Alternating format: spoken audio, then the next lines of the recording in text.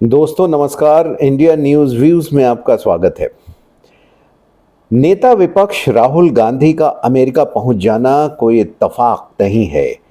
ये एक बेहद सोची समझी कांग्रेस की रणनीति का हिस्सा है, क्योंकि हफ्ते 10 दिन के अंदर प्रधानमंत्री नरेंद्र मोदी की भी अमेरिका की यात्रा ऑलरेडी शेड्यूल्ड है।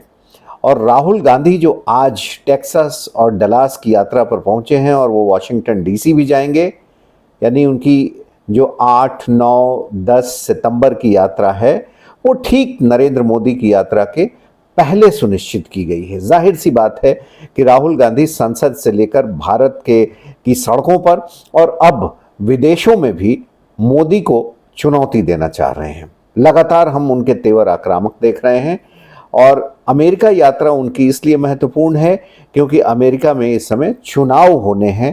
5 नवंबर को वहाँ चुनाव होना है और अमेरिका में, जैसा कि हम सब जानते हैं, इस समय भारतीय मूल के लोगों की संख्या ठीक ठाक है, जो चुनावों को प्रभावित भी करते हैं। उनका वोट बहुत महत्व रखता है।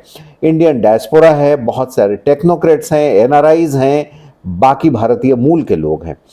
प्रधानमंत्री नरेंद्र मोदी की जो यात्रा है उसमें भी इन लोगों से मिलने जुलने का कार्यक्रम था, लेकिन उनके ठीक पहले राहुल गांधी ने वहां पहुंचकर मोदी के लिए एक नई चुनौती खड़ी कर दी है। अब सवाल ये होता है कि नरेंद्र मोदी तो प्रधानमंत्री हैं, वो जाएंगे तो उनके साथ जिस तरीके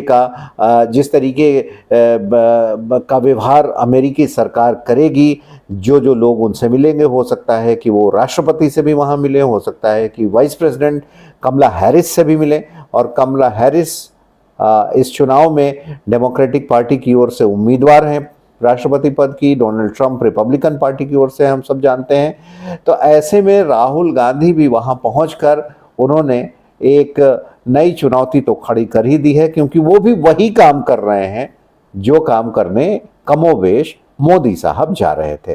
तो मोदी साहब जाएंगे तो अब उनके लिए चुनौती ये है नई कि उनका स्वागत जो है वो और ज़्यादा भव्य होना चाहिए, उनके स्वागत में और ज़्यादा लोगों की भीड़ उपस्थित होनी चाहिए, और जो चीज़ें वो कहें जिस तरीके से लोगों को, वो वहाँ के चुनाव में दिखना भी चाहिए, परिलक्षित भी होना चाहिए। बहरहाल ये तो आगे की बात है, लेकिन फिलहाल आज देखते हैं कि राहुल गांधी की क्या यात्रा का मतलब है। और उन्होंने अपनी यात्रा में अमेरिका पहुंचने के साथ ही ट्वीट किया है, और उनके जो गुरु हैं वहाँ पर, आप सब जानते हैं, सैम पित्रोदा नाम के व्यक्ति हैं, इंडियन ओवरसीज कांग्रेस के वो अध्यक्ष हैं। बीच में उनको उनके बयानों के लिए निकाला भी गया था, खुद उन्होंने इस्तीफा दिया था, लेकिन वो सब एक नाटक था, हम सब जानते हैं। वापस वो उस पद पर आ गए हैं और वो एक तरीके से कांग्रेस नेता जो राहुल गांधी हैं उनके गुरु रहे हैं। तो बहरहाल अब आप देखिए कि राहुल गांधी ने अपने ट्वीट में कहा है कि वो बहुत ही प्रसन्न है अमेरिका पहुंच पर, और भारतीय प्रवासी और इंडियन ओवरसीज के जो लोग हैं, कांग्रेस के लोग, उन्होंने बड़ा गर्मजोशी से उनका स्वागत किया। और कांग्रेस नेता ने अपने सोशल मीडिया हैंडल पर तस्वीरें साझा की हैं और लिखा है कि अमेरिका के डलास टेक्सास में भारतीय प्रवासियों और इंडियन ओवरसीज कांग्रेस के सदस्यों से मिले गर्मजोशी से जो स्वागत मिला है उससे मैं बहुत खुश हूं। उन्होंने ये भी कहा कि मैं इस यात्रा के दौरान सार्थक चर्चाओं और व्यावहारिक बातचीत में शामिल होने के लिए उत्सुक हूं, जो दोनों देशों के बीच संबंधों को और मजबूत करेगा। कांग्रेस नेता यानी राहुल गांधी के बाद 9-10 सितंबर को डलास के बाद ये जो राहुल गांधी हैं वो 9-10 सितंबर को वाशिंगटन डीसी में होंगे। वाशिंगटन की जो यात्रा है उनकी महत्वपूर्ण होगी, क्योंकि सैम पित्रोदा ने कहा है कि प्रवासी भारतीय, जिसमें एनआरआई निवासी, टेक्नोक्रेट, बिजनेस लीडर, छात्र, मीडिया बिरादरी, यहाँ तक कि राजनीतिक नेता भी शामिल हैं, वो कांग्रेस नेता का यानी राहुल गांधी का स्वागत करेंगे और उनके साथ बातचीत भी करेंगे।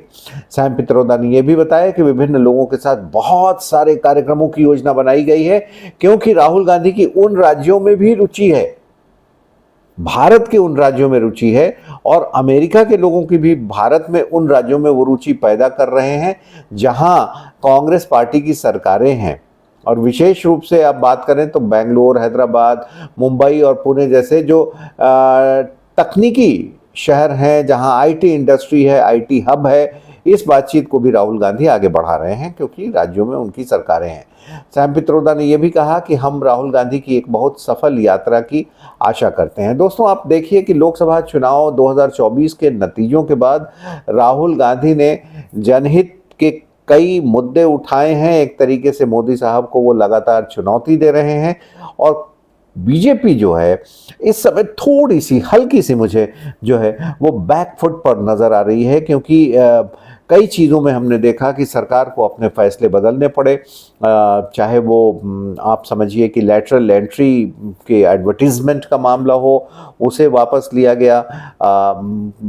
ब्रॉडकास्ट बिल का जो एक प्रस्ताव भेजा गया था उसे वापस लिया गया। कई सारी और चीज़ें हैं जिन्हें वापस लिया गया। तो मुझे लगता है कि बीजेपी को इस समय बहुत सोच समझकर फैसले लेने की ज़रूरत है ताकि किसी फैसले पर यू टर्न ना हो और जो विदेश की नीति है या जो विदेश यात्राएं हैं उसमें एक ऐसा झंडा गाड़ना चाहिए, एक ऐसा बुलंद करना चाहिए ताकि कोई आम तौर पर उस पर सवाल न उठाए। और विपक्ष के नेता भी अगर जाते हैं विदेश यात्रा तो ठीक है, उसमें कोई भी जा सकता है, आ सकता है, क्योंकि अपना अपना स्टेचर होता है। मुझे लगता है हाल के दिनों में जो थोड़ी सी बीजेपी और मोदी साहब बैकफुट पर आए हैं, उनको एक बार फिर एग्रेसिव तरीके से फ्रंट फुट पर आना चाहिए। नमस्कार।